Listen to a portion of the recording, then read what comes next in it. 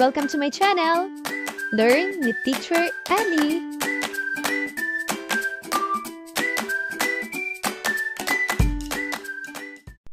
GMRC, Grade 3, Quarter 3, Ikalawang Linggo, Unang Araw. Pagkatapos ng aralin, ang mga mag-aaral ay inaasahang natutukoy ang mga sariling kakayahan na makatutulong sa kapwa at kilala na ang kahandaan na mag-alok at magbigay ng tulong ayon sa sariling kakayahan sa kapwa ay lilinang ng pagmamalasakit dito. Sabay-sabay nating basahin, panalangin, pagbati. Ngayon, isulat ang nakangiting muka sa tabi ng numero kung ang pahayag ay nagpapakita ng pagpapanatili ng pagiging mapagpasensya at mabuting pakikipagkapwa sa komunidad. Isulat naman ang malungkot na muka kung hindi.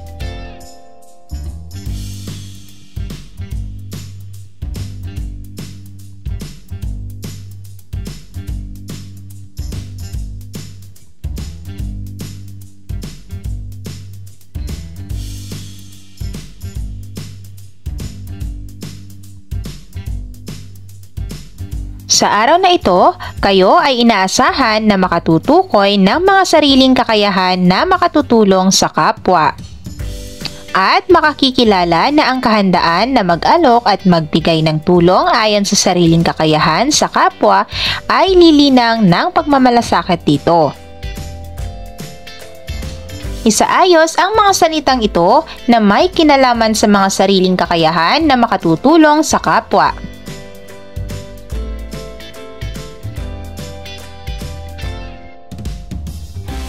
Mga bata, ano ang kahulugan ng mga salitang nakasulat?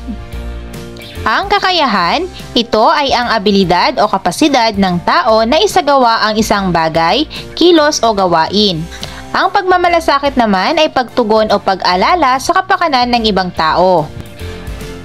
Kumuha ng isang mahalagang bagay mula sa inyong bag. Pag-isipan ng mabuti kung bakit ito mahalaga sa inyo. Pagkatapos ay sagutin ang mga sumusunod na tanong.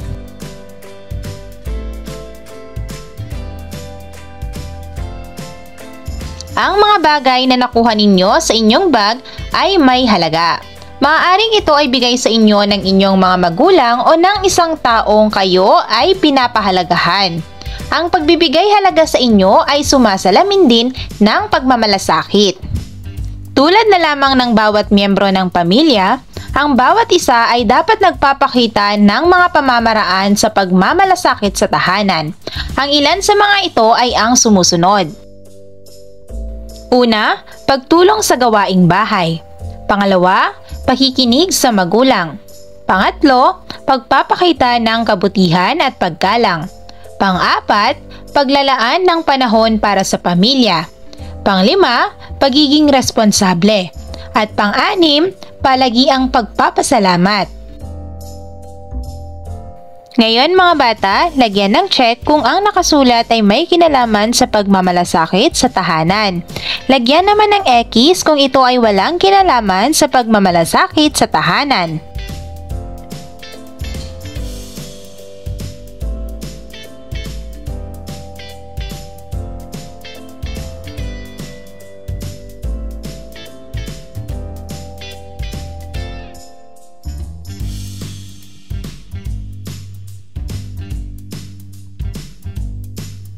Basahing mabuti ang bawat sitwasyon at sagutin kung ano ang gagawin mo. Una, dumating ang kamag-anak ninyong balikbayan at ngayon mo lamang siya makikita. Ano ang gagawin mo? Pangalawa, binigyan ka ng bagong jacket ng iyong tito na galing sa abroad. Natuklasan mo na hindi ito kasya sa iyo. Ano ang gagawin mo? Pangatlo, ang iyong lola ay sadyang makakalimutin dulot ng pagtanda. Ilang beses ka na niyang inutusan para kunin ang kanyang salamin pero di niya agad naaalala kung saan niya ito nailagay. Ano ang gagawin mo? Mga bata, paano na ipakikita ang pagmamalasakit sa tahanan? Ano ang mga kasanayang nagpapakita ng pagmamalasakit sa loob ng tahanan? Iguhit ang masayang muka kung ang kilos ay nagpapakita ng pagmamalasakit sa miyembro ng pamilya. Malungkot na muka naman kung hindi.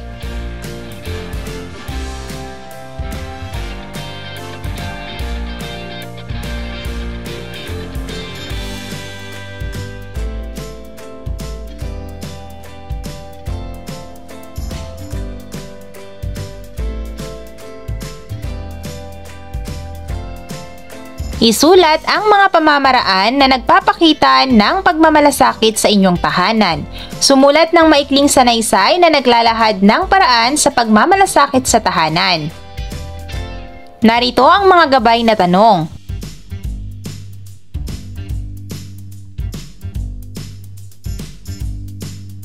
Ikalawang araw. Pagkatapos ng aralin, ang mga mag-aaral ay inaasahang nakakikilala ng mga sariling kakayahan na makatutulong sa kapwa at naiuugnay na ang kahandaan na mag-alok at magbigay ng tulong ayon sa sariling kakayahan sa kapwa ay lilinang ng pagmamalasakit dito. Sabay-sabay natin bigkasin, panalangin, pagbati. Iguhit ang masayang muka kung ang kilos ay nagpapakita ng pagmamalasakit sa miyembro ng pamilya. Malungkot na muka naman kung hindi.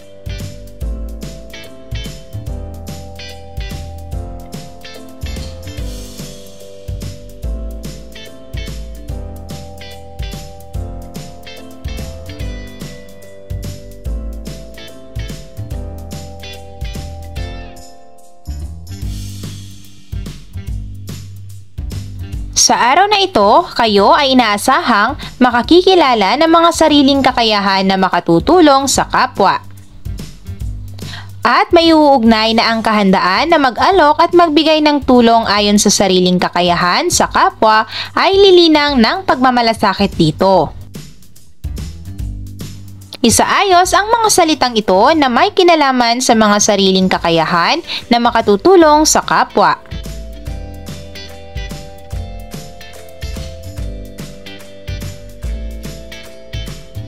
Mga bata, ano ang kahulugan ng salitang nakasulat? Ang kakayahan, ito ay ang abilidad o kapasidad ng tao na isagawa ang isang bagay, kilos o gawain. Ang pagmamalasakit naman ay pagtugon o pag-alala sa kapakanan ng ibang tao. At ang pagtulong naman ay ang pagbibigay ng suporta sa kapwa sa pagtugon sa kanyang pangangailangan. Kompletuhin ang graphic organizer. Mula sa mga ibinahaging karanasan kahapon, ano-ano ang maaaring maging papel ng iyong sarili sa pagpapakita ng pagmamalasakit sa kapwa?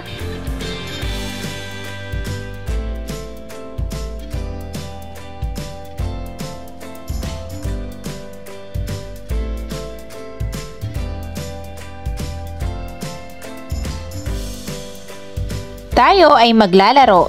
Magpapatugtog ako ng musika at ipapasa ang bola sa bawat mag-aaral. Kapag huminto ang tugtog, hihinto din ang pagpasa ng bola. At sa mag-aaral na huling may hawak ng bola, siya ang sasagot sa tanong sa sitwasyong aking babasahin. Una, may nakita si JD na isang pulubi sa overpass. Nanlilimos ito sa mga dumadaan. Huminto si JD para magbigay ng pagkain at inumin. Ano ang ipinapakita ni JD?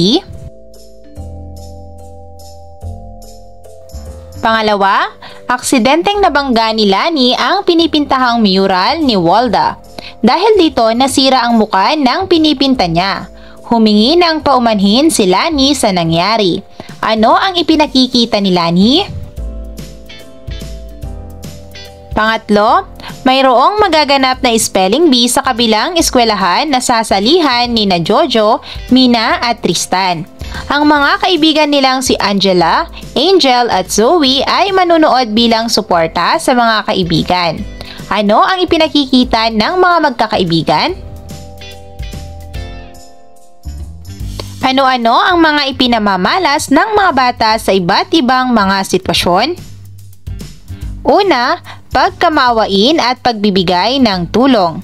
Ikalawa, maaaring ang ipakita ni Lani ang pagkakaroon ng responsibilidad sa nagawang mali. Ikatlo, ipinakikita ang pagbibigay ng suporta sa mga kaibigang nangangailangan. Ang iba't ibang mga sitwasyon na nabanggit ay nagpapakita o nag-uudyok sa atin na gawin ang mga kasanayang nagpapakita ng pagiging mapagmalasakit sa kapwa na nahuhubog din ng iba pang mga halagahin. Mga bata, ano ang kaya mong gawin? Iguhit sa isang piraso ng bond paper ang mga bagay na kaya niyong gawin para maipakita ang pagmamalasakit sa kaibigan o sa kapwa. Pagkatapos ay sagutin ang mga sumusunod na tanong.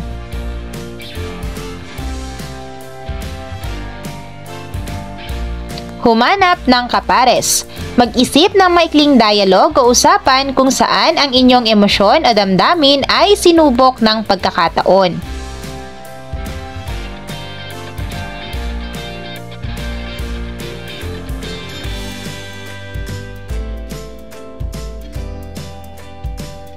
Mga bata, bakit mahalaga ang pagiging mapagmalasakit sa ating kapwa? Piliin ang akmang salita na nasa loob ng panaklong.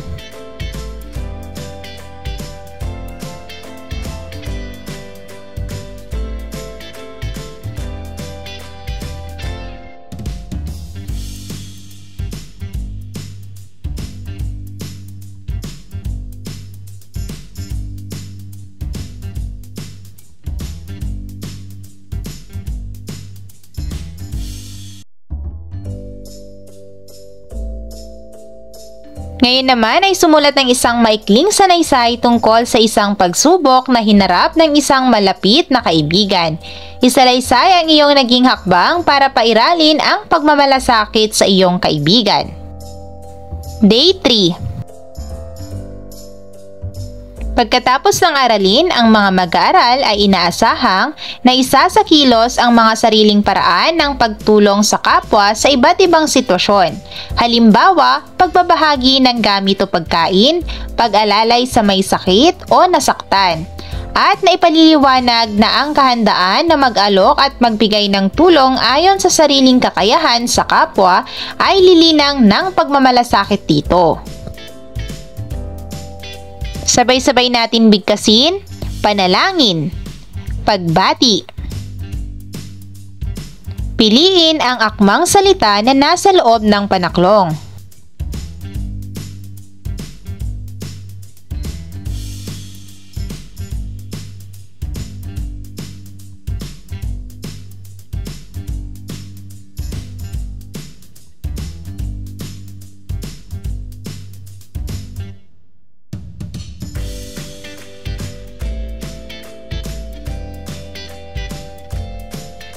Sa araw na ito, ating maisasakilos ang mga sariling paraan ng pagtulong sa kapwa sa iba't ibang sitwasyon.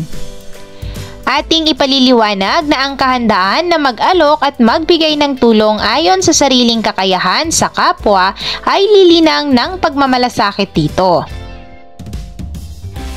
Isaayos ang mga salitang ito na may kinalaman sa mga sariling kakayahan na makatutulong sa kapwa.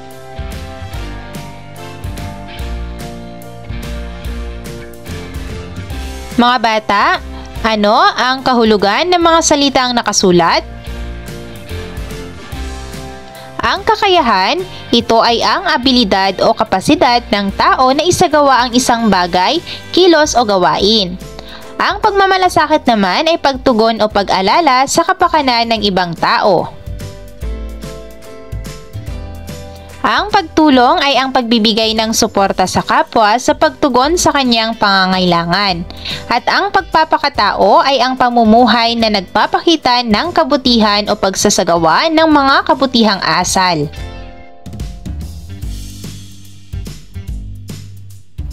Basahin ang sitwasyon. Pumila sa oo kung sitwasyon ay nagpapakita ng pagiging mapagmalasakit sa kapwa. Sa hindi naman kung sa tingin ninyo ay hindi na ipamalas ang pagmamalasakit.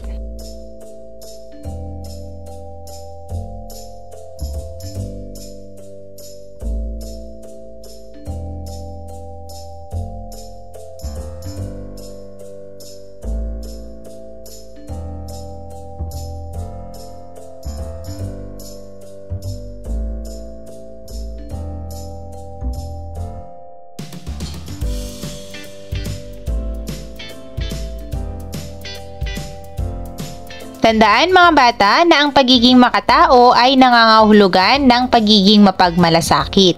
Ang isang taong nagpapakatao ay inuuna ang kapakanan ng iba at gumagawa ng mga bagay na makabubuti para sa nakararami.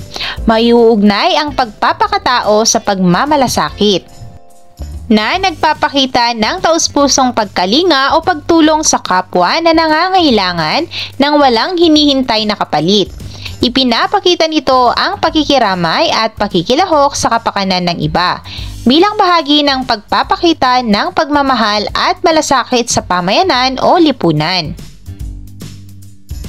Bawat grupo ay magsasagawa ng isang tablo o buhay na larawan na nagsasabuhay ng pagmamalasakit sa loob ng kinabibilangang pamayanan.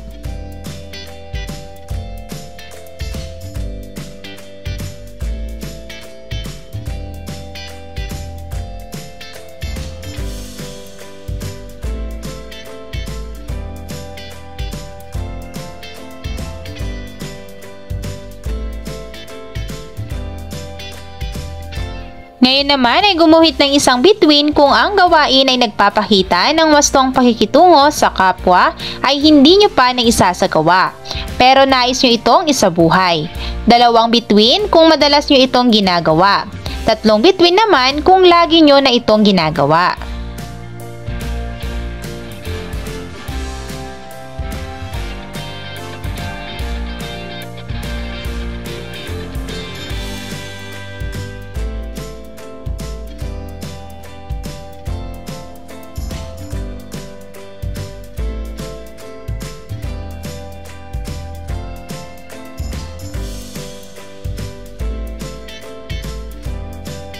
Mga bata, ano ang maaari mong gawin na nagpapakita ng pagmamalasakit sa inyong kapwa sa pamayanan?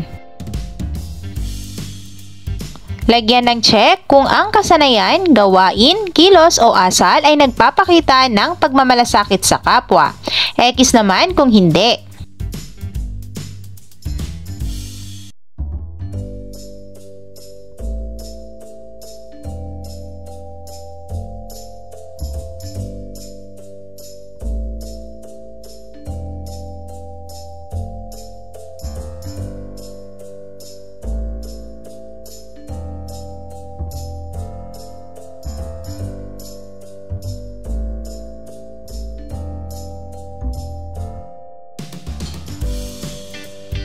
Ngayon ay mag-isip ng isang pangako na nagpapahayag o nagpapakita ng pagiging mapagmalasakit na siyang naglilinang ng ating pakikipagkapwa.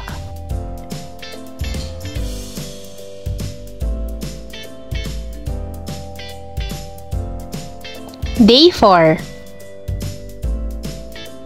Pagkatapos ng aralin, ang mga mag-aaral ay inaasahang na ipakikita ang pagiging mapagmalasakit sa pamamagitan ng kahandaan na mag-alok at magbigay ng angkop na pagtulong sa pangangailangan ng ibang tao. At napangangatwiran na ang kahandaan na mag-alok at magbigay ng tulong ayon sa sariling kakayahan sa kapwa ay lilinang ng pagmamalasakit dito. Sabay-sabay nating basahin, panalangin, pagbati. Lagyan ng check kung ang kasanayan, gawain, kilos o asal ay nagpapakita ng pagmamalasakit sa kapwa. X naman kung hindi.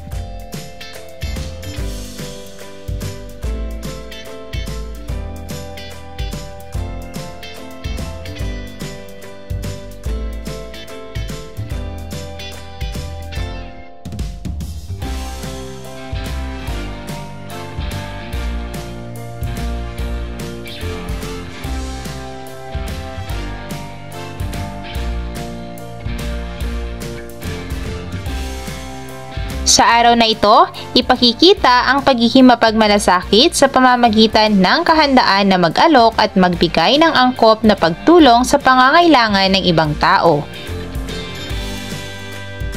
At napangangatwiran na ang kahandaan na mag-alok at magbigay ng tulong ayon sa sariling kakayahan sa kapwa ay lilinang ng pagmamalasakit dito.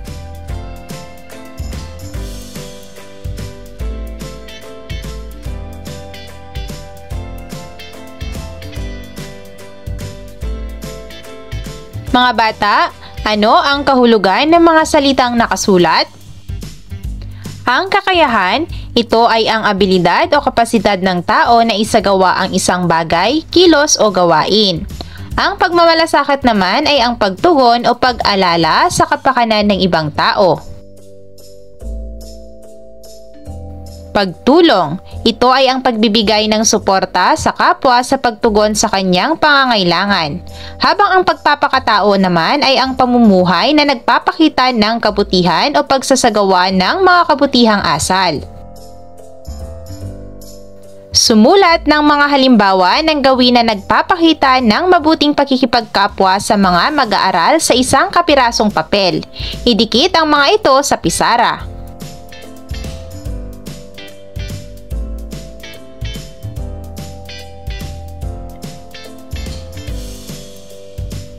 Ang pakikipagkapwa ay mas napagtitibay ng pagpapakita ng pagmamalasakit.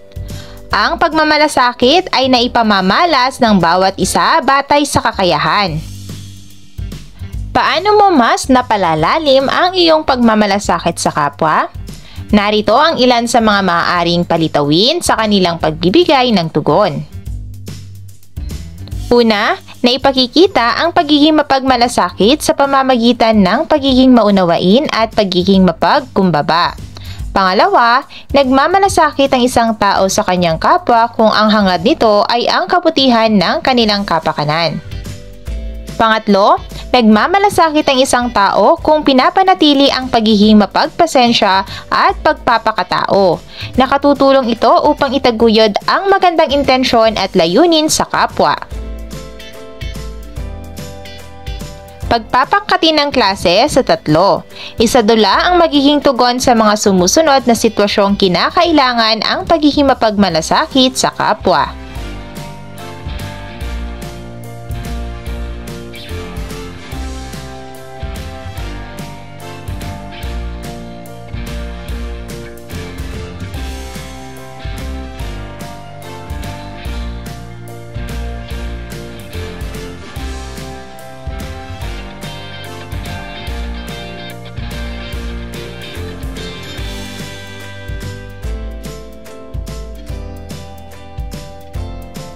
Ano ang dapat gawin ng mga tauhan sa bawat sitwasyon?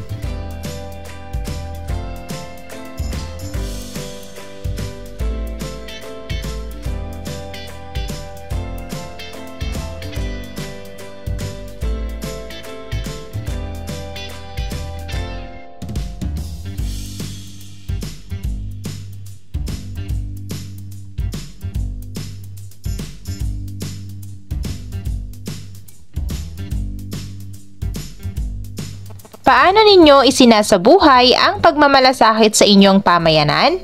Ano ang inyong maipapangakong gagawin para mapanatili ang pagmamalasakit sa inyong pamayanan? Isulat ang nakangiting muka sa tabi ng bilang kung ang pahayag ay nagpapakita ng pagpapanatili ng pagmamalasakit sa pamayanan. Isulat naman ang malungkot na muka kung hindi.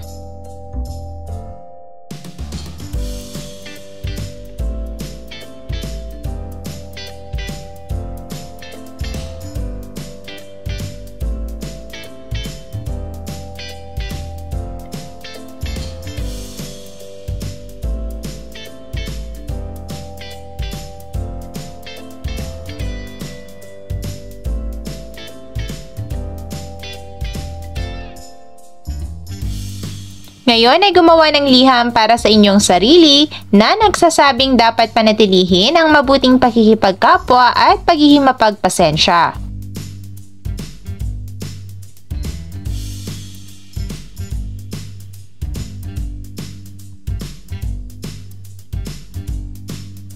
Day 5. Pagkatapos ng aralin, ang mga mag-aaral ay inaasahang na ipakikita ang pagiging mapagmalasakit sa pamamagitan ng kahandaan na mag-alok at magbigay ng angkop na pagtulong sa pangangailangan ng ibang tao. At napangangatwiran na ang kahandaan na mag-alok at magbigay ng tulong ayon sa sariling kakayahan sa kapwa ay lilinang ng pagmamalasakit dito. Sabay-sabay natin bigkasin, panalangin. Pagbati. Isulat ang nakangiting muka sa tabi ng bilang kung ang pahayag ay nagpapakita ng pagpapanatili ng pagmamalasakit sa pamayanan. Isulat naman ang malungkot na muka kung hindi.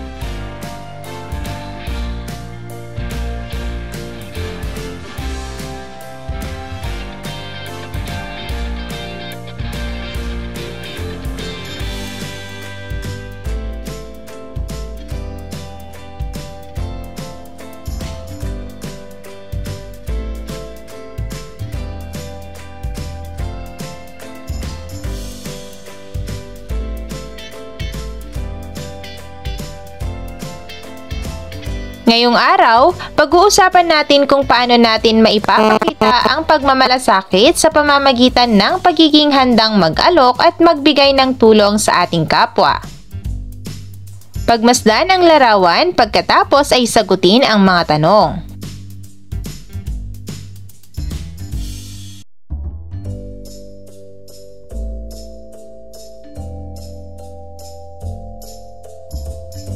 Ngayon ay magbasa tayo. Si Ana ay nakakita ng kaklase niyang si Lito na nahulog ang mga lapis sa sahig. Kahit abala si Ana sa pagsusulat, agad siyang tumayo at tinulungan si Lito.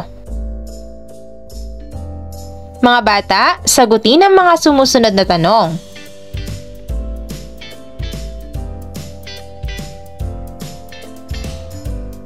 Ang pagiging handang tumulong ay tanda ng pagmamalasakit. Hindi kailangang malaking bagay, ang mahalaga ay ginagawa ito ng bukal sa puso. Ang pagtulong sa abot ng ating makakaya ay nagpapakita ng tunay na pagmamalasakit. Kahit maliit na bagay, kapag taos puso, ay malaking tulong sa iba. Ngayon naman ay magkakaroon tayo ng isang pangkatang gawain. Bawat grupo ay magpapakita ng maikling dula tungkol sa pagmamalasakit sa kapwa. Basa ang sumusunod na sitwasyon at sagutin ang mga tanong.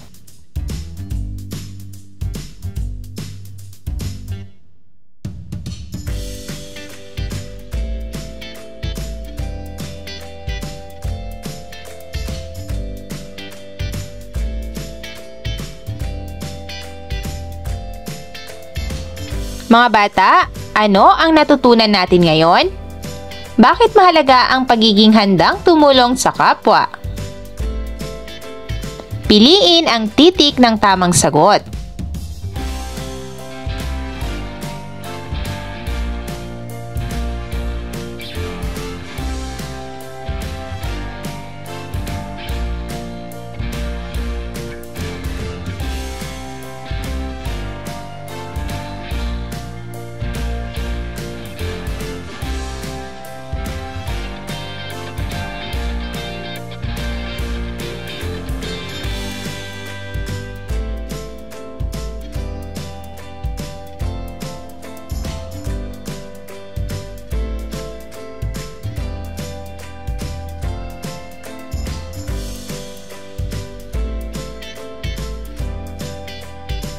Gumuhit sa papel ng isang paraan kung paano mo maipapakita ang malasakit sa iyong pamilya.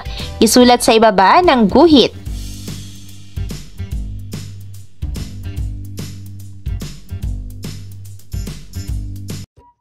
Thank you for watching!